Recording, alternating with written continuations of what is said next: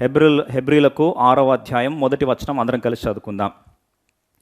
కాబట్టి నిర్జీవ క్రియలను విడిచి మారు మనస్సు పొందుటయు, దేవుని అందలి విశ్వాసమును, బాప్తీసములను గూర్చిన బోధయు, హస్త నిక్షేపణమును, మృతుల పునరుద్ధానమును, నిత్యమైన తీర్పును అను పునాది మరలా వేయక క్రీస్తును గూర్చిన మూలోపదేశము మాని సంపూర్ణులగుటకు సాగిపోదము. సంపూర్ణులగుటకు సాగిపోదము. సంపూర్ణులగుటకు సాగిపోదము. Let us press on towards perfection. Let us go unto perfection. ఈరోజు సంపూర్ణతలోనికి వెళ్ళే శ్రేష్టమైన వాక్యం మనందరికీ అవసరం. అందుకొరకే హెబ్రీలకు 6వ అధ్యాయంలో చూస్తే తిరిగి మూలోపదేశములు, విశ్వాసమును, బాప్తీసములు గూర్చి బోధ, హస్త నిక్షేపణము, మృతుల పునరుద్ధానము, నిత్యమైన తీర్పు అని పునాది మరలా వేయక, అంటే వేసిందే ఇంక అక్కడే ఆగిపోవద్దు. క్రైస్తవ జీవితం అక్కడే ఫండమెంటల్స్లో ఆగిపోకూడదు, బేసిక్స్తో ఆగిపోకూడదు. మరి ఏం కావాలి? క్రీస్తు గురించిన మూలోపదేశం మాని ఇంక అక్కడే బేసిక్స్ దగ్గర ఆగిపోవడం కాకుండా సంపూర్ణలగుటకు సాగిపోవాలి. అంటే సంపూర్ణతకు వెళ్ళాలి. We have to go towards perfection. ఇంకా ఎల్కేజీ బోధలు నడవద్దు అని ఇండైరెక్ట్గా దేవుడు మరొకసారి జ్ఞాపకం చేస్తున్నాడు. ఇంకా అలే మూల పాఠాలు, ఇంకా అవే బేసిక్స్ అక్కడే ఆగిపోవడం కుదరదు. ఆత్మీయంగా సంపూర్ణలగుటకు వెళ్ళిపోవాలి. We have to press towards perfection. అందుకొరకే ఈరోజు ఈ ప్రాముఖ్యమైన అంశాన్ని, మరి సంపూర్ణతకు వెళ్ళాలి అంటే ఎలా, how to press towards perfection, దాని ముందు అధ్యాయంలో 2 మాటలు మనం జ్ఞాపకం చేసుకొని ఈరోజు అంశాన్ని మీకు పరిచయం చేయడానికి ఇష్టపడుతున్నాను. హెబ్రీయుల రాసిన పత్రిక 5వ అధ్యాయం. సంపూర్ణ అవ్వాలి అంటే మనకు కావాల్సింది అక్కడ స్పష్టంగా దేవుడు మరొకసారి జ్ఞాపకం చేస్తున్నాడు. అందరము కలిసి 12, 13 వచనాలు కలిసి చదువుకోం. కాలమును బట్టి చూస్తే మీరు బోధకులుగా ఉండవలసిన వారై ఉండగా దేవోక్తులో మొదటి మూలపాఠములను ఒకడు మీకు మరలా బోధింపవలసి వచ్చెను. మీరు పాలు తాగాల్సిన వారే గాని బలమైన ఆహారము తినగలవారు కారు. మరియు పాలు త్రాగు ప్రతివాడును శిశువే గనుక నీతి వాక్య విషయములో అనుభవం లేనివాడై ఉన్నాడు. వయస్సు వచ్చిన వారు అభ్యాసము చేత మేలు కీళ్లను వివేచించుటకు సాధకము చేయబడిన జ్ఞానేంద్రియములు కలిగి ఉన్నారు గనుక బలమైన ఆహారము వారికే తగును. బలమైన ఆహారం పెట్టాలి. దేవుడు ఈ మాట జ్ఞాపకం చేస్తూ వచ్చిన కారణాన్ని బట్టి ఈరోజు సంఘానికి వీక్షిస్తున్న ప్రియ సోదరి సోదరుడా, ఒక బలమైన ఆహారం, శ్రమల్లో, శోధనలో, తుఫాన్లో స్థిరంగా కదలకుండా నిలబడే శ్రేష్టమైన ఆహారాన్ని దేవుడు ఈరోజు మనకి ఇవ్వాలని ఆశపడుతున్నాడు. అందుకొరకే ఈ శ్రేష్టమైన ఆహారము సంపూర్ణతలో ప్రవేశించడానికి ఎలా మనకు సహాయపడుతుంది, దేని ద్వారా సంపూర్ణం అవుతాం, how we can be perfected, సంపూర్ణతలో కొనసాగుట, ప్రెస్సింగ్ టువర్డ్స్ పర్ఫెక్షన్. ఈరోజు మన అంశము పరిపూర్ణతలోకి వెళ్ళాలి. సంఘము పరిపూర్ణతకు వెళ్ళాలి, కుటుంబంగా పరిపూర్ణతకు వెళ్ళాలి, వ్యక్తిగతంగా పరిపూర్ణతకు వెళ్ళాలి. ఇంకా మూల పాఠాలు, బేసిక్స్ దగ్గర ఆగిపోతే కుదరదు. 7 జాతులను ఎదుర్కొని నిలబడాలి అనే సత్యాన్ని తట్టుకోలేక, అవిశ్వాసంతో పారిపోయి, వాగ్దానాలు అమ్మలేక, దేవుడు ఏర్పరచుకున్న పిలుపు నుండి పారిపోయిన వారు ఆలోచిస్తే 20 సంవత్సరాలకు పైబడిన వారు దేవుడు తిప్పి హెబ్రీయుల రాసిన పత్రిక 3వ అధ్యాయంలో వారు అవిశ్వాసము చేత అరణ్యంలో వారందరూ ఏమయ్యారంటండి? రాలిపోయారంట. ఆ మాట చదువుతున్నప్పుడు ఎంతో బాధ కలిగింది నాకు. మీరు అనొచ్చు, సరే 20 అబోవ్ వాళ్ళు అయితే చనిపోయారు, అందరూ చచ్చిపోయారులేండి, అయిపోయిందంటే. చూడండి, 10 years అప్పుడు ఐగుప్తును దాటి ఎన్ని కళలతో బయలుదేరిండొచ్చండి. తిప్పి లాస్ట్కి 40 సంవత్సరాలు యాడ్ చేస్తే 10 + 40 50 years కదా. 50 years అప్పుడు వాగ్దాన దేశంలోకి తీసుకెళ్తా ఉంటే ఎలా ఉండొచ్చండి? అయ్యో 40 years ఎందుకు వేస్ట్ అయిపోయింది, ఇలా చేయకపోతే బాగుండు కదా. ప్రియ సోదరి సోదరుడు, ఎందుకు చెప్తున్న ఈ మాట అంటే, ఎంత అమూల్యమైన వారి యవ్వనం పాడైపోయింది. ఈరోజు బాధతో చెప్తున్నాను, చాలామంది యవ్వన బిడ్డల జీవితాలు పాడు చేసుకుంటున్నారు. చాలామంది ఈరోజు వాక్యం వింటున్న కుటుంబాలు కూడా శ్రమలకు భయపడి పారిపోయే సుఖాన్ని, తాత్కాలికంగా తప్పించుకునే మార్గాన్ని గువ్వలే పారిపోతా, నాకు ఇది వద్దు, తప్పించుకుంటాను, వద్దు, నాకు I don't want to take it అని పరిగెత్తి సంపూర్ణతకు రాక చివరికి ఆ యొక్క జీవిత చర్మాంకంలో అయ్యో నేను వేస్ట్ చేసుకున్నానని బాధపడే పరిస్థితికి దయచేసి ఎవరు రాకూడదని దేవుడు మరొకసారి జ్ఞాపకం చేస్తున్నాడు. ప్రియ సోదరి సోదరుడా, చూడండి సంఖ్యాకాండం 14:38, ఇద్దరు మాత్రమే నిలబడి ఉన్నారంట, ఇద్దరు మాత్రం నిలిచి ఉన్నారని రాస్తుంది. చూడండి, మిగతా వాళ్ళు పారిపోయారట.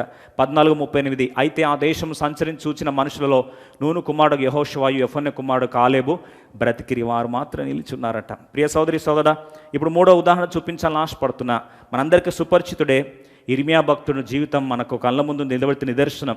ఇర్మియా గ్రంథం 37వ అధ్యాయం 11-12 వచనాలు చూస్తే వాస్తవంగా ఇక్కడ కల్దీయులు ఉన్నారు, అటువైపు ఫరో సైన్యం ఉంది. ఇప్పుడు ఇక్కడ ఆయన మనిషిగా తాను కూడా తప్పించుకొని తిరిగి తన ప్రాంతానికి వెళ్ళిపోవాలి. ఆ ప్రాంతానికి వెళ్ళి ఆయన విశ్రాంతిని పొందాలని ఆశపడ్డాడు. తప్పు లేదండి, తప్పు లేదు, మనం కూడా ఆశపడతాం, తప్పు లేదు. కానీ బైబిల్లో చూడండి, ఫరో దండునకు భయపడి, ఎవరికి భయపడ్డాడు? ఫరో దండునకు. బాగా గమనించండి, కల్దీయుల దండు యెరూషలేము ఎదుట నుండి వెళ్ళిపోగా, యెరూషలేము కల్దీయుల దండు పక్కనకి వెళ్ళిపోయింది. ఫరోకు భయపడ్డాడు, ఫరో సైన్యానికి భయపడ్డాడు. 12వ వచనం చూడండి, ఇప్పుడు ఆయన రాస్తున్నాడు, ఇర్మియా భక్తుడు 12వ వచనం అంటాడు, ఇర్మియా బెన్యామీను దేశంలో తన వారి యొద్ద భాగము తీసుకొనుటకై, వాళ్ళు జరిగిపోయారని తెలిసిన వెంటనే తన వారి యొద్ద భాగం తీసుకొనుటకై యెరూషలేము నుండి బయలుదేరి అక్కడికి పోయాను, తన ప్రాంతానికి వెళ్ళాడు. అతడు బెన్యామీను గుమ్మం వద్దకు రాగా, సరే మొదటిగా ట్రై చేసి తప్పించుకొని పారిపోవాలని ప్రయత్నించాడు. కానీ దేవుడు మాట్లాడిన తర్వాత చూడండి తన స్పష్టత ఎంత బాగుంది. చూడండి, ఇర్మియా గ్రంథం 38, దాని తర్వాత అధ్యాయానికి వస్తాం, 17వ వచనానికి వస్తాం. Book of Jeremiah chapter 38 verse 17. కొద్ది జాగ్రత్తగా ఆలోచించడానికి ప్రయత్నిస్తామండి. ఇర్మియా గ్రంథం 38 17వ వచనాన్ని అందరం కలిసి చదువుకున్నాం. అప్పుడు ఇర్మియా సిద్కియాతో ఇట్లనను, దేవుడు ఇశ్రాయేలు దేవుడును సైన్యముకు అధిపతి అయిన యెహోవా ఈలాగు సెలవిచ్చుచున్నాడు, నీవు బబులోను రాజు అధిపతుల యొద్దకు వెళ్ళినేడలా నీవు బ్రతికేది. అదేంటి, తన ప్రాంతానికి వెళ్ళి కాపాడుకోవాలనుకున్నాడు కదా.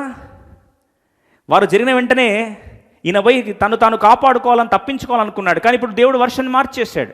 లేదు, నువ్వు ఎదుర్కోవాల్సిందనేసరికి చూడండి ఆయన ఏమంటున్నాడు, ఆ బాగా మాట గమనించి, ఇశ్రాయేలు దేవుడు సైన్యములకు అధిపతి యెహోవా ఇలాగు సెలవిచ్చున్నాడు, నీవు బబులోను రాజు అధిపతుల యొద్దకు వెళ్ళినేడలా నీవు బ్రతికేదవు, ఈ పట్టణమును అగ్ని చేత కాల్చబడును, నీవును నీ ఇంటి వారు బ్రతుకుతారు. ఇది కాల్చిపోతుందయ్యా, విడిచిపెట్టి వెళ్ళు. వాస్తవం ఏంటంటే maturity is the same thing which you are afraid once upon a time. If you are able to face it like a lion, that's maturity. పరిపక్వత అంటే ఏం తెలుసా అండి? ఆత్మీయంగా ఎదిగామంటే ఒకప్పుడు దేనికి భయపడుతున్నామో దాన్నే ధైర్యంగా ఎదుర్కోవడమే ఆత్మీయ పరిపూర్ణత. 4వ ఉదాహరణ చూస్తే వీళ్ళందరి జీవితాలు ఎందుకు చెప్తున్నానంటే, ఆఖరిగా వీళ్ళందరి జీవితాల్లో ఒక కామన్ బ్యూటిఫుల్ సీక్రెట్ని మీ ముందు ఆవిష్కరించి ముగించేస్తాను. 4వది చూస్తే, పేతురు శ్రమల సమయం వచ్చేసరికి శిష్యులందరూ విడిచి పారిపోయారు. పేతురు ప్రెతోరియం దాకా వెనుకలుగా తిరిగాడు. చివరికి ఆ చిన్నదానికి భయపడి పారిపోయాడండి. అలాంటి పేతురే చూడండి, పారిపోయినప్పుడల్లా నష్టపోయి చివరికి పారిపోయి మాకు వద్దయ్యా ఇది అని చెప్పి రాత్రంతా విస్తారంగా ప్రయత్నించారు. తనతో పాటు 6 మందిని తీసుకెళ్ళాడు. రాత్రంతా ప్రయాసపడి ఒక్క చాపకు దొరకలేదయ్యా అని ఓడిపోయిన వారికి ఉన్నప్పుడు దేవుడు తాను ప్రత్యక్షపరచుకొని, అయ్యా పేతురు, నేను ప్రేమిస్తున్నానయ్యా, నువ్వు నన్ను ప్రేమిస్తున్నావా అని దేవుడు జ్ఞాపకం చేసిన పిమ్మట ఎలాంటి మరణం చేత చనిపోవాలో జ్ఞాపకం చేసినప్పుడు సిద్ధపడిన వాడై సింహం లాంటి సిద్ధపాటు శ్రమలు ఎదుట ఎలా వచ్చాడో ఒకసారి చూస్తే, ఇప్పుడు యాకోబుని తల తెగ నరికేశారు. బాగా ఆలోచించండి, పేతురు, యోహాన్లు, యాకోబులు ఇన్నర్ సర్కిల్ యేసు ప్రభు శిష్యుల్లో క్లోజ్, మన భాషల ప్రకారం చెప్పాలంటే క్లోజ్ బెస్ట్ ఫ్రెండ్స్, జిగిరి జాన్లు కదా ముగ్గురు, వాళ్ళు ఎప్పుడు అన్నిటికీ ఉండేవారు. అలాంటి దాంట్లో యాకోబు తలను తెగ నరికేసరికి ఇప్పుడు ఇది బాగుందని నీరో సంతోషపడ్డాడు. యూదులు బాగా ఎగ్జైట్ అవుతున్నారని సరికి పేతురుని అరెస్ట్ చేసి లోపల వేశారండి. పేతురు కుటుంబం ఉంది, సంఘం ఉంది, తీసుకెళ్ళి అరెస్ట్ చేసి జైల్లో వేశారు. తీసుకెళ్ళి 4 చతుష్టయాల మధ్యలో పడేసి అరెస్ట్ చేసి పడేశారు. అపోస్తలుల గ్రంథం 12వ అధ్యాయం 6వ వచనం. పరిపక్వత అంటే ఏంది ఒక్కసారి చూడండి. Acts of apostles chapter 12 verse 6. హేరోదు అతని వెలుపలికి తీసుకొని రావాలనుడగా ఆ రాత్రియే పేతురు 2 సంకెళ్లతో బంధింపబడి 2 సైనికుల మధ్య నిద్రించుచుండెను, మరియు కావలి వారు తలుపు ఎదుటి చెరసాలలో కాచుకొని చుండ్రి. ఏంటండి, ఏసీ వేసుకొని కర్లాన్ బెడ్లో పండుకుంటే నిద్ర రాని పరిస్థితులు, స్ప్రింగ్ మ్యాట్రిస్లో పండుకొని నిద్ర రాని పరిస్థితులు అయితే హేరోదు అతని వెలుపలి తీసుకొని రావాలని ఉండగా ఆ రాత్రియే పేతురు 2 సంకెళ్లతో, అంటే ఆ రాత్రి 2 సంఖ్యల మధ్యలో 2 సైనికుల మధ్యలో పోలీస్ బూట్ కాలం పక్కన ఆయన ఏం చేస్తున్నాడంటే హాయిగా నిద్రించున్నాడంట. కావలి వాళ్ళందరూ తలుపు ఎదురు చెరసాల కాచుకుని ఉన్నారు. ఉదయకాలం సూర్యోదయం కాకముందు ఆయనను బయటకు తీసుకొచ్చి యాకోబుని ఏదైతే తల తెగ నరికారో ఈయనను కూడా తీసుకెళ్ళి తల తెగ నరికి అందరి ముందు ఆయన తల తెగ నరికినప్పుడు అలాంటి పరిస్థితి ఉదయకాలం తెల్లారుతుంది. తిరిగి సూర్యోదయం చూస్తాడో లేదో తెలియదు, భవిష్యత్తు ఏంటో తెలీదు. శ్రమలు ఒకెత్తైతే చివరికి ప్రాణానికే ముప్పు వచ్చింది. కళ్ళ ముందు తన ప్రియుడైన స్నేహితుడు తల తెగ నరికితే చూశారు. ఆలోచించండి, మీ బెస్ట్ ఫ్రెండ్, క్లోజ్ ఫ్రెండ్, మీ పక్కనున్న వ్యక్తి ఒకవేళ యాక్సిడెంట్లోనో కోవిడ్లోనో మరణించాడు అనుకోండి, మీకు ఎలా ఉంటుందండి? చేతులు కాలు వణుకుపోవా? త్రుటిలో మీరు మిస్ అయ్యారు, కానీ మీరు చూస్తుంటే మీ కళ్ళ ముందు మరణించారు. కోలుకోవడం చాలా కష్టం. అలాంటి ఇన్నర్ మోస్ట్ సర్కిల్లో యాకోబు అలా మరణిస్తే ఈయన పరిస్థితి రేపు అదే అయిపోతుంది. వణికిపోతున్నాడు, బీతిల్లిపోతున్నాడు. అలాంటి పరిస్థితిలో హాయిగా బీతిల్లిపోవాల్సిన వాడు వాస్తవంగా, కానీ మెచ్యూరిటీ ఏ స్థాయికి వచ్చింది చూడండి, హాయిగా నిద్రపోతున్నాడు అంటండి. విషమ పరిస్థితుల్లో విశ్రాంతి శ్రమల్లో సంపూర్ణతకు వెళ్ళడానికి తెగించిన వాడికి మాత్రమే సాధ్యమవుతుంది. ఆఖరిగా పౌలు జీవితాన్ని చూస్తే 2 కొరింథీ 11:33 సైన్యం తరుముకుంటూ వస్తూ ఉందని తెలిసినప్పుడు పౌలు ఒకప్పుడు స్ట్రాటజీ చూద్దాం. 2 కొరింథీ 11:33 2 కొరింథీ 11:33 అప్పుడు నేను కిటికీ గుండా గోడ మీద నుండి గంపలో దింపబడి అతని చేతిలో నుండి తప్పించుకొని పోతుంది. గంపలో దిగి పారిపోయాడు ఒకప్పుడు. మరి అట్లాంటి పౌలు ఇప్పుడు ఏమంటున్నాడు? అపోస్తుల కార్యం 21వ అధ్యాయం 13 చదువుదాం. అపోస్తుల కార్యం 21:13. ఇప్పుడు పౌలు దగ్గరికి ప్రవచన రీతిగా చెప్పి, ఈ దట్టి కట్టుకున్నవాడు, ఈ గర్డులు కట్టుకున్నవాడు, బెల్ట్ కట్టుకున్నవాడు ఈ ప్రాంతంలో ఈ విధంగా కర్కశంగా చంపబోతున్నారని ప్రవచనం చెప్తే, ఎవరైనా ప్రాఫెసర్ చెప్తే పౌలు వణికిపోవాలి కదండి, అమ్మో అని భయపడిపోవాలి. పౌలు అంటాడు, ఇదెందుకు మీరు ఏడ్చి నా గుండె బద్దలు చేసేదరేలా, నేనైతే ప్రభు యేసు నామం నిమిత్తం యెరూషలేములో బంధింపబడటకు మాత్రమే గాక చనిపోవటకును సిద్ధంగా ఉన్నానని. ఎట్లొస్తుంది ధైర్యం? 20 అధ్యాయానికి వెళ్తే 22-23 వచనాలు అంటాడు, ప్రతి పట్టణంలో నాకు శ్రమ ఎదురుగా ఉంది, అయినా తెగించి నేను పోతున్నాను. How dare! ఎలా చెప్పగలుగుతున్నాడండి ఇది? అందుకని ప్రభు మరొకసారి జ్ఞాపకం చేస్తే ఈ యొక్క ఉదయకాల సందర్భంలో వర్తమానం ముగించక మునుపు మనందరికీ ఒక ప్రశ్న ఏంటంటే, ప్రేమగల దేవుడు ఎందుకు ఈ విధంగా శ్రమలు అనుమతిస్తాడు? If God is so loving, why should allow suffering in my life? ఎందుకు దేవుడు నా మీద కోపంగా ఉన్నాడు? ఎందుకు నాకే కష్టాలు అనుమతిస్తున్నాడు? ఎందుకు నా జీవితంలో పరిపక్వత కావాల్సింది అని ఎందుకు ఈ విధంగా దేవుడు నా జీవితం ఆడుతున్నాడు? నాకు విరక్తి చెందిపోయాను, నా వల్ల కావట్లేదు, I can't take it any longer, ఇంకా నా వల్ల కాదని ఈరోజు చల్లారిపోతున్నావు ప్రియ సోదరి సోదరుడా. వాస్తవంగా ఆలోచిస్తే మనందరికీ ఉన్న సమస్య ఇదే, పరిష్కారం చెప్పి ముగించాలని ఆశపడుతున్నాను. అవును, ఈ 5 జీవితాల్లో ఒక్కసారి ప్రియ సోదరి సోదరు ఆలోచించు, మోషే జీవితాన్ని ఆలోచించు. ఉన్నతమైన ఉద్దేశము, తరతరాలుగా ఆయన మహిమ ప్రత్యక్షతలు పొందాలని, ప్రభుతో పాటు శ్రమలో పాలు వారగుటకు ఇష్టపడ్డాడు. ప్రభుతో పాటు ఏలడానికి దేవుడు ఆ మోషేని ఏర్పరచుకున్నాడు. అలాగే ఇశ్రాయేల్ ప్రజల్ని గమనించినట్లయితే వారు కూడా ఏలబడినట్లుగా జయించే వారిగా ప్రభు వారిని సిద్ధపరచుకున్నాడు. ఇర్మియా భక్తుని గమనించినట్లయితే యేసు ప్రభు వారితో రూపాంతరంలో ఆయన ఉదాహరణగా ప్రజలందరూ కూడా గమనించినప్పుడు యేసు ప్రభు వారు ఎవరు అంటే ఇర్మియా అని యేసు ప్రభు యొక్క సారూప్యంలోకి ఉదాహరణగా మాదిరిగా ఇర్మియా జీవితాన్ని తీసుకున్నారు. పేతురు జీవితాన్ని గమనించినట్లయితే పేతురుకి సంగపు తాళపు చెవులను దేవుడు అప్పగించాడు.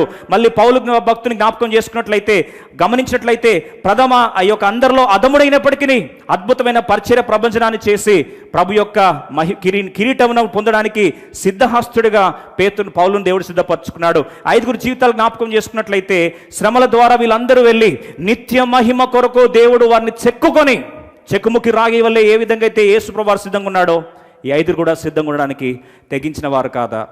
ప్రియ సోదరి సోదరుడా, బహుశా మనందరికీ ప్రశ్న రావచ్చు, ప్రేమగల దేవుడు ఈ శ్రమలు ఎందుకు అనుమతించాలి? If God is really loving, why should you allow this suffering for me? నిజంగా దేవుడు ప్రేమగల వాడైతే ఆరంభంలో బాగానే ఉందండి క్రైస్తవ జీవితం. దినాలు గడిచే కొద్ది నాకు శ్రమలు ఎక్కువైపోతున్నాయి, అవమానం ఎక్కువైపోతుంది, మిస్అండర్స్టాండింగ్స్ ఎక్కువైపోతున్నాయి, ఇబ్బందులు ఎక్కువైపోతున్నాయి, అనారోగ్యం ఎక్కువైపోతుంది, ప్రియులు మరణిస్తున్నారు, ఎందుకు దేవుడు నా మీదే ఈ విధంగా విరుచుకబడుతున్నాడని ఈరోజు బాధపడుతున్నావా? చాలా మంది మెసేజ్లు పెడుతున్నారు, ఎందుకు నా జీవితం ఇలా పాడైపోతుంది, ఎందుకు నాకే కష్టాలు, ఎందుకు నా ప్రియులు మరణించాలి? మొన్ననే మా అంకుల్ గారు మరణించారు, చివరికి 10 రోజులు కూడా దాటలేదు, ఈరోజు తిరిగి మా అమ్మగారు మరణించారు, ఎందుకు దేవుడు నా మీదే కక్ష కడుతున్నాడని ఈరోజు చాలా మంది అటువంటి ప్రశ్నల మధ్యలో బాధపడుతూ ఎందుకు మా జీవితం ఇలా అయిపోయిందని ఏడుస్తున్నావా? 2 పరిష్కార మార్గాలు చెప్పి నేను ముగించేస్తాను. దయచేసి జాగ్రత్తగా అర్థం చేసుకోను. ఏ కష్టమైనా, ఏ శ్రమైనా, ఏ బాధ అయినా సంపూర్ణతకు దేవుడు వెళ్ళడానికి కొరకు దేవుడిని ఒంటరిగా విడిచిపెట్టలేదు. 2 ఔషధాలు నీకు ఇచ్చాడు. 2 beautiful resources my dear brother and sister, tap upon it. ఈ 2 వనరులను నువ్వు కానీ వాడుకోవడానికి ఇష్టపడితే ఎట్లాంటి శ్రమలైనా ఎదుర్కొంటావు, ధైర్యంగా నిలబడతావు. మొదటిది రోమీలకు రాసిన పత్రిక 5వ అధ్యాయం ఒక్కసారి గమనిస్తాం. రోమా 5వ అధ్యాయం 5వ వచనం చూస్తే ఈ యొక్క అన్య కుటుంబాల నుంచి రక్షించబడిన రోమీయులకు, రక్షణ పొందిన క్రైస్తవులకు దేవుడు పౌలు ద్వారా జ్ఞాపకం చేస్తున్నాడు. ఏమంటున్నాడు చూడండి, 3వ వచనం చదువుకుందాం. అద్భుతమైన సత్యం చదివి మనం ముగించేస్తాం. 2 వనరులు మనము అర్థం చేసుకొని ఇప్పుడు మనం ఎలా ఎదుర్కోవాలి. దేవుడు ఒంటరికి విడిచిపెట్టలేదే, శ్రమలు తట్టుకోవడానికి 2 ఔషధాలు ఇచ్చాడు, బ్యూటిఫుల్ మెడిసిన్. ఈ 2 మనం వాడడానికి ఇష్టపడితే ఎలాంటి శ్రమలైనా తట్టుకోవడానికి సునాయాసం అయిపోతుంది. మొదటిది రోమీలకు రాసిన పత్రిక 5వ అధ్యాయం 3 నుండి 5 వచనాలు కలిసి చదువుకుందాం. అంతేకాదు శ్రమ ఓర్పును, ఓర్పు పరీక్షను, పరీక్ష నిరీక్షణను కలగజేయనని ఎరిగి శ్రమల యందు అతిశయపడదుము. శ్రమల ద్వారా ఏం చేయాలంటండి? అతిశయపడాలి. ఈరోజు సగర్వంగా ఈరోజు నువ్వు చెప్పగలగాలి, నేను గర్విస్తున్నా, నా కుటుంబాన్ని ఏర్పరచుకున్నాడు దేవుడు, శ్రమలు అనుమతించడానికి నన్ను దేవుడు ఎంపిక చేసుకున్నాడు, I'm more qualified, God he's chosen me to go through suffering. చెప్పగలవా? కోవిడ్ గుండా వెళ్ళడానికి దేవుడు నన్ను ఏర్పరచుకున్నాడు, నా కుటుంబాన్ని ఏర్పరచుకున్నాడు. మరణ అనుభవం గుండా వెళ్ళడానికి నా కుటుంబాన్ని ఏర్పరచుకున్నాడు దేవుడు. మరణాన్ని నా కుటుంబం అనుమతించి దేవుని యొక్క మహిమను చూడడానికి దేవుడు నన్ను ఏర్పాటు చేసుకున్నాడు. నేను అతిశయిస్తున్నాను చెప్పగలవా? అలా చెప్తూ 5వ వచనం చూడండి. ఎందుకనగా ఈ నిరీక్షణ మనలను సిగ్గు పరచదు. ఈ నిరీక్షణ మహిమ నిరీక్షణ, క్రీస్తే మహిమ నిరీక్షణ. ఆ నిరీక్షణ శ్రమల ద్వారా మహిమ నిరీక్షణ చూస్తానన్న ఆశ ఉన్న వ్యక్తి సిగ్గుపడడండి, అవమానపరచబడాడు. ఈరోజు సిగ్గుపడుతున్నావా? నాకు జరిగిపోయిందండి, ప్రజల ముందు తల ఎలా ఎత్తుకోవాలి, నా బంధువుల ముందు తల ఎలా ఎత్తుకోవాలి అని బాధపడుతున్నావా? ఈ నిరీక్షణ గల వ్యక్తి సిగ్గుపడాడు. ఎందుకు తెలుసా? ఈ వ్యక్తి 2 ఔషధాలు ఉన్నాయి. ఈ సత్యం ఎవరు అర్థం చేపిస్తారు? మనకు అనుగ్రహింపబడిన పరిశుద్ధాత్మ ద్వారా. Number 1 spirit of God. Number 2 దేవుని ప్రేమ మన హృదయములలో కుమ్మరింపబడి ఉన్నది. ఇది తట్టుకోవడానికి 2 ఇచ్చాడు దేవుడు. నంబర్ 1 పరిశుద్ధాత్మ, దేవుని యొక్క కార్యం. రెండవది దేవుని యొక్క ప్రేమ. మీరు అనొచ్చు, దేవుని ప్రేమ అర్థం చేసుకుంటే ఎలా అండి అంటే, అక్కడ బైబిల్లో రోమీయుల రాసిన పత్రిక 5వ అధ్యాయంలో చూడండి, ఇంకా బలహీనమైనప్పుడే దేవుడు ప్రేమించాడు, శత్రువులు ఉన్నప్పుడే ప్రేమించాడు, ఆయన భక్తిహీనంలో ఉన్నప్పుడే దేవుడు ప్రేమించాడు, దూరస్థులు ఉన్నప్పుడే ప్రేమించాడు. మరి అట్లాంటి దేవుని కుమారులమై, స్వీకృత పుత్రులమై, ప్రియమైన వారైతే మరి ప్రేమ పెరుగుతుందా తగ్గుతుందా అండి? వాస్తవంగా ప్రేమ ఇంకా పెరుగుతుంది. అందుకొరకు పౌలు భక్తుడు రోమా 8లో రాస్తూ అంటాడు, విపత్తైనను, అవమానమైనను, మరణమైనను, వ్యాధి అయినను, ఏదైనా సరే క్రీస్తు ప్రేమ నుండి ఏదన్నా మనల్ని ఎడబాపగలుగుతుందా? Can anything separate us from the love of God? దేవుని ప్రేమ నుండి ఏదన్నా దూరం చేస్తుందా? ఇది సవాలుతో కూడిన క్రైస్తవ నిరీక్షణ. దేవుని ప్రేమ నుండి ఏది కూడా నన్ను దూరం చేయలేదు. Nothing can separate me from the love of God. అందుకు ఒక వ్యక్తి, ప్రేమించే వ్యక్తి నీ పక్కన ఉంటే ఎంతటి కష్టాలైనా ఎదుర్కొంటావు కదా. అరే ఆ వ్యక్తి నన్ను ప్రేమిస్తున్నాడు, ఎంతటికైనా తెగిస్తానవా? ప్రేమించిన వ్యక్తి కొరకు ప్రాణాలే తెగిస్తావు కదా. మరి నీ కొరకు దేవుడు ప్రేమించి తన సొంత కుమారుని ఇచ్చేసి సమస్తాన్ని త్యాగం చేసుకున్న ప్రభువారి యొక్క ప్రేమ ఈ శ్రమలన్నిట్లో కూడా నిన్ను దూరం చేయలేదని గుర్తిస్తున్నావా? ఈరోజు భయం, దేవుడు నన్ను విడిచిపెట్టాడేమో, దేవుడు దూరం అయిపోయాడేమో, దేవునికి ప్రేమ చల్లారిపోయింది, నేనంటే దేవుని కోపం ఉంది. ఇవన్నీ అపవాది చెప్పే అబద్ధాలు. బైబిల్ సత్యాన్ని తెలుసుకో. సత్యం మనం స్వతంత్రంగా చేస్తుంది, సత్యం నిలబెడుతుంది, సత్యంలో స్థిరపరచబడతాం. అందుకొరకు ప్రభు జ్ఞాపకం చేస్తున్నాడు. నంబర్ 1 దేవుని యొక్క ప్రేమ శ్రమల్లో పరిపూర్ణంగా నువ్వు అర్థం చేసుకోవడానికి కొరకు దేవుడు జ్ఞాపకం చేస్తున్నాడు. అందుకొరకే ఈ ప్రేమ అర్థం చేసుకున్నట్లయితే బైబిల్లో ఈ ప్రేమను అర్థం చేసుకున్నప్పుడు రోమా 8:38లో రాస్తుంటాడు పౌలు భక్తుడు. ఒక్కసారి జ్ఞాపకం చేసుకుందాం. అన్య కుటుంబాలను స్థిరపరుస్తున్నాడు, అన్య కుటుంబాలను ధైర్యపరుస్తున్నాడు. మరణమైనను, జీవమైనను, దేవదూతలైనను, ప్రధానులైనను, ఉన్నవైనను, రాబోనైనను, అధికారులైనను, ఎత్తైనను, లోతైనను, సృష్టింపబడిన మరి ఏదైనాను క్రీస్తు ప్రేమ నుండి ఏదైనా నన్ను ఎడబాపున, ఏదైనా నన్ను దేవుని ప్రేమను దూరం చేస్తుందా? సవాలేయగలమండి ఈరోజు. Can you say that today? ఈరోజు సాతానును ఎదిరించి చెకుముకి రాయివలే స్థిరపరచబడి సింహం లాంటి గుండెతో క్రీస్తు ప్రేమ నుండి నన్ను ఏదన్నా దూరం చేస్తుందా? 37 క్రీస్తు ప్రేమ నుండి నన్ను ఏదన్నా దూరం చేసే దమ్ముందా? చెప్పగలవా? వీటన్నిటిలో నేను అత్యధిక విజయం పొందేవాడిని అని చెప్పగలవా? మీకా భక్తులు అదే కథ జ్ఞాపకం చేసింది. మీకా 7వ అధ్యాయం 8వ వచనం, నీతిమంతుడు 7 సార్లు పడినా సరే ఆ నీతిమంతుల్లో ఉన్న ధైర్యం ఇదే అండి. బ్రతికిన పులికి చచ్చిపోయిన పులికి డిఫరెన్స్ అదే. బ్రతికిన సింహానికి, యూదాగోత్రపు కొదమ సింహము యొక్క బిడ్డలకు, యూదాగోత్రపు కొదమ సింహం కానీ చచ్చిపోయిన వారికి డిఫరెన్స్ ఏం తెలుసా అండి? నా శత్రువా, అద్భుతమైన మాట గమనించండి. మీకా 7:8, నా శత్రువా నా మీద అతిశయపడవద్దు, నేను క్రింద పడినను తిరిగి లేతును. నేను అంధకారమందు కూర్చునను, యెహోవా నాకు వెలుగుగా నుండును. నా శత్రువా, అతిశయపడకు. చెప్పగలవా, సాతానా నువ్వు నన్ను కొట్టావని సంతోషపడుతున్నావా? నా విశ్వాసం సన్నగిలిందని సంతోషపడుతున్నావా? నేను కృంగిపోయినానని సంతోషపడుతున్నావా? ఓ సాతానా, శత్రువా, నా మీద అతిశయపడవద్దు. నేను వీటన్నిట్లో అత్యధిక విజయం పొందిన వాడను. క్రీస్తు ప్రేమ నుండి ఏది కూడా దూరం చేయడానికి వీలు లేదు. నేను క్రింద పడినను, తిరిగి లేతను. I will stand again. నేను అంధకారం మందు కూర్చుని, యెహోవా నాకు వెలుగు ఉన్నాడు, దేవుడు నా వెలుగు అని ఈరోజు చెప్పగలవా? రెండవ ఔషధాన్ని చూస్తే ఒక్కసారి గమనించండి. దేవుడు ఒక మాట అన్నాడు, పరిశుద్ధాత్మ దేవుడు మీ మీదకి వచ్చినప్పుడు మీరు శక్తి నొందురు. ఈరోజు శక్తి చేత కాదు, బలము చేత కాదండి, దేవుని ఆత్మ ద్వారా కార్యం జరుగుతుంది.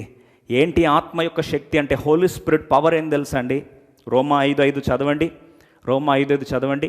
ఈ క్రీస్తు యొక్క ప్రేమ పరిశుద్ధాత్మ దేవుని ద్వారా మన హృదయంలో కుమ్మరింపబడుతుందంట. అందుకొరకే ఒక మాట చెప్పి నేను ముగించేస్తాను. అద్భుతమైన సత్యం, చాలామంది వాడుకోరు ఇది. నీలో ఉన్నవాడు లోకాలనుకుంటే గొప్పవాడని మర్చిపోతాం.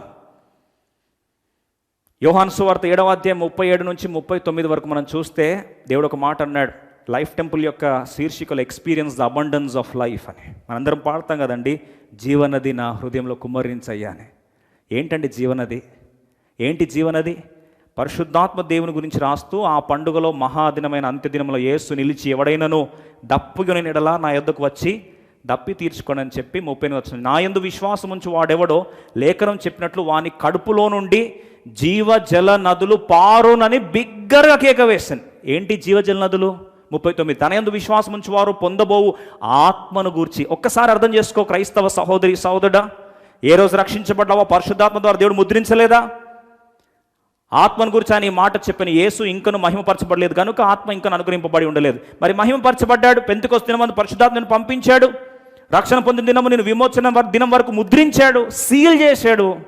ఆత్మదేవుడు లోపల కార్యం చేస్తూ ఆయన మీద ఆధారపడితే, అయ్యా ఈ బాధ నేను తట్టుకోలేకపోతున్నానయ్యా, ఈ క్రీస్తు యొక్క ప్రేమ ఇదేది కూడా దూరం చేయడానికి వీలు లేదయ్యా, ఈ పరిపూర్ణతను తీసుకెళ్తున్నాను, ఇష్టపడ్డావయ్యా అని అప్పగించుకుంటే, ఆత్మదేవునిలో నుండి మనం ఎప్పుడైతే మనం లీనమయ్యి ఆయనలో మనం ఎప్పుడైతే పొందుపరుచుకుంటామో, జీవజల నదులు మన కడుపులో నుండి రివర్స్ ఆఫ్ లివింగ్ వాటర్స్, సమృద్ధి అయిన జీవం.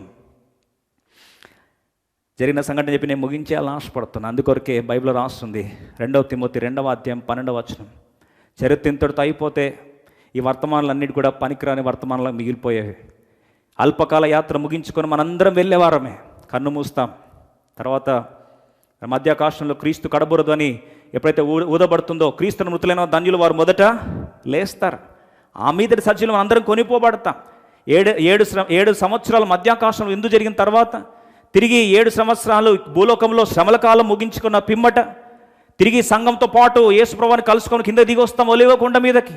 ఒలివ కొండ ఈస్ట్ వెస్ట్ యాంగిల్ 2గా చీలుతుంది. ఆ తర్వాత 1000 ఏళ్ల పరిపాలన బిగిన్ అవుతుంది. ఆలోచించండి. ఒక మాట నేను చెప్పేసి ముగించాలని ఆశపడతా ఉన్నా.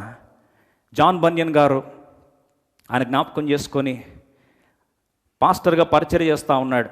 బైబిల్లో మనందరికి బాగా పరిచయం అండి. యేసుప్రభువు వారు అన్నాడు, ఆయనతో పాటు శ్రమలో పాలు పంపులు పొందినట్లయితే ఆయనతో పాటు వెళ్తామని వచనం ఆయనను ఎంతగానో ధైర్యపరుస్తూ వచ్చింది.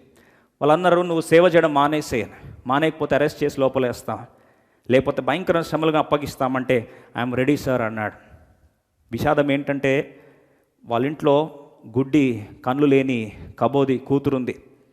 ఆమె ఏడుస్తూ, ఆ కూతురు చూపు లేని బిడ్డ, భార్య పిల్లలు ఏడుస్తున్నారు, అయ్యా నేను అరెస్ట్ చేసి తీసుకెళ్తున్నాం, ఆ పరిస్థితి ఏంటని. ఆయన రాస్తుంటాడు, వారి నుంచి ఆ వీడుకోలు పలుకుతూ నన్ను చెరసాలకు తీసుకెళ్తా ఉంటే నా మాంసము ఎముకల నుండి లాగేసినంత భయంకరమైన నొప్పి నాకు కలిగింది, నా వల్ల కాలేదు. తీసుకెళ్ళి చెరసాలు వేశారు. కాంప్రమైజ్ అయితే విడిచిపెడతామంటున్నారు, కానీ లేదు, ప్రభు కొరకు శ్రమలు పడ్డానికి తెగిస్తాను, నేను కాంప్రమైజ్ పారిపోయే క్రైస్తవుని కాదని ప్రార్థిస్తున్నప్పుడు దేవుడు ఈ 5 జీవితాలను జ్ఞాపకం చేస్తూ వచ్చాడు. వాళ్ళు పారిపోయినప్పుడు పరిపూర్ణతకు రాలేదు, స్థిరపడ్డారు అని 12 సంవత్సరాల శ్రమల్లో ఏం చేశాడు తెలుసా అండి? క్రైస్తవుని జీవితంలో యాత్రికుని ప్రయాణం అనే పుస్తకం రాయడం ఆరంభించాడు. ప్రియ సోదరి సోదరు, ఒక్కసారి ఆలోచించు. క్రైస్తవ జీవితంలో శ్రమలు ఎలా వస్తాయి, శోధనలు వస్తాయి, అపోది ఎలా కృంగదీస్తాడు, ఇవన్నీ రాస్తూ అద్భుతమైన యాత్రికుని ప్రయాణం అనే పుస్తకం రాశాడు. బైబిల్ తర్వాత అన్ని కోట్ల కాపీలు ప్రింట్ అయ్యి కొన్ని కోట్ల మందిని ధైర్యపరిచి ఆదరించిన అద్భుతమైన పరిచర్య. ఆయన సంఘ కాపరిగా పాస్టర్గా చేయకుండా అరెస్ట్ చేసి లోపలేస్తే ఈ పుస్తకం ద్వారా కొన్ని కోట్ల మంది ప్రోత్సాహపడి, సమకూర్చబడి, రక్షింపబడి ప్రభు కొరకు అద్భుతమైన పరిచర్య సంపూర్ణత కొనసాగిపోవడానికి కారణమైంది. ప్రియ సోదరి సోదరుడా, ఆయన రాస్తుంటాడు, శరీరం మాంసం లాగేసినంత నొప్పి నాకైంది, తట్టుకోలేకపోయాను, కానీ సంపూర్ణత వెళ్ళాలి అంటే ఏలేవాడిగా శ్రమ పడ్డానికి నేను తెగిస్తాను. 2 తిమోతి 2వ అధ్యాయం 12వ వచనం చెప్పి నేను ముగించేస్తాను. 2 తిమోతి చాప్టర్ 2:12 అందరం కలిసి చదువుకుందాం. సహించిన వారమైతే ఆయనతో కూడా ఏలుదుము. సహించిన వారమైతే ఏళ్తాం. శ్రమలు పడడానికి తెగిస్తే 1000 ఏళ్ల పరిపాలన నిత్యత్వంలో మనం ఏలబోతున్నాం. ఆయనను ఎరుగమంటే మనలను కూడా ఆయన ఎరుగడం. ఆలోచించండి, ఒక 5 సంవత్సరాలు పదవి రాబోతుందంటేనే 5 సంవత్సరాలు కాదు, ఎన్ని సంవత్సరాలు శ్రమపడడానికి తెగించితే 1000 ఏళ్ళ పరిపాలనలో ఏలబోతున్న మనకు మనకి ఇంకెంత పోరాట పటిమ ఉండాలి, ఎంత ఫైటింగ్ స్పిరిట్ ఉండాలి, మనకి ఇంకెంత రోషం ఉండాలి. యూదా గోత్రపు కొదమ సింహముగా శ్రమలు చూసి పారిపోయేదండి మన యొక్క క్రైస్తవ విశ్వాసం. చెక్కుముకి రాయి వలె ప్రభులాగా, యేసు ప్రభులాగా యెరూషలేము వెళ్ళుటకు తను సిద్ధపడ్డాడని చెప్పి లూకాసు వార్త 9 రాయబడలేదా? తెగించి నిలబడలేదా? ఈరోజు అటువంటి పోరాట పటిమ, ఈరోజు అటువంటి ఆత్మీయమైన సంపూర్ణత, స్థిరత్వము, ముఖ్యంగా బలమైన ఆహారం భుజించే క్రైస్తవులుగా, సంపూర్ణతకు సాగిపోయే క్రైస్తవులు, మూలపాఠాలు బేసిక్స్ దగ్గర ఆగిపోయే క్రైస్తవులు కాకుండా ఎట్లాంటి శ్రమలైనా తట్టుకొని ఢీకొట్టి నిలబడే గొప్ప ఆత్మీయ విశ్వాస వీరులను దేవుడు లేపునుగాక. శ్రమలో వెళ్తున్న ప్రియ సోదరి సోదరుడా, దేవుడు నిన్ను ధైర్యపరిచి, స్థిరపరిచి, ఆయనతో పాటు శ్రమ పడినట్లా ఆయనతో పాటు ఏలే ఒక రూలర్గా, ఏలే వ్యక్తిగా దేవుడు నిన్ను స్థిరపరిచి నేను దీవించుగాక. ప్రార్థన చేసుకుందాం, ముగించుకుందాం. దయచేసి ఎక్కడున్నా సరే కళ్ళు మూసుకుందాం. గంభీరమైన సమయంలో ప్రవేశిస్తున్నాం. ప్రియ సోదరి సోదరుడా, దయచేసి పరిశుద్ధాత్మ దేవుడు, రెండవది క్రీస్తు యొక్క ప్రేమ ఔషధం, ఈ రెండు మన హృదయంలో సమృద్ధిగా దేవుడు నివసింపజేయాలని ఆశపడుతున్నాడు. అది తెలుసుకుంటే, అందుకొరకే రోమా పత్రికలో ఫస్ట్ టైం ప్రేమ, ఫస్ట్ టైం పరిశుద్ధాత్మ, ఈ 2 పదాలు శ్రమల కాంటెక్స్ట్లోనే వచ్చింది. బాగా వెళ్ళి మీరు కావాలంటే రీసెర్చ్ చేసి చూడండి. రోమా పత్రికలో ఫస్ట్ టైం ప్రేమ గురించి, క్రీస్తు ప్రేమ గురించి శ్రమల మధ్యలోనే రాయబడింది. అంటే శ్రమలు వస్తున్నాయంటే దేవుడు నేను ప్రేమించాడని. రెండవదిగా క్రీస్తు ప్రభువు పరిశుద్ధాత్మ దేవుని కార్యము జీవజల నదులు ఇలా ప్రవహింపజేయాలంటే శ్రమల గుండా ప్రభు తీసుకెళ్తాడు. ఇవి 2 జరుగుతున్నాయా? రోమా పత్రికలో మొట్టమొదటిసారిగా ప్రేమ గురించి, క్రీస్తు ప్రేమ గురించి, పరిశుద్ధాత్మ దేవుని జీవజల నదుల పరిచర్య గురించి జ్ఞాపకం చేయబడింది శ్రమల తరుణంలోనే. అట్టి శ్రమల గుండా వెళ్తున్నావా ప్రియ సోదరి సోదరుడా? దేవుడు నిన్ను ఒక సంచలనాత్మకంగా వాడుకోవాలని ఇష్టపడుతున్నాడు.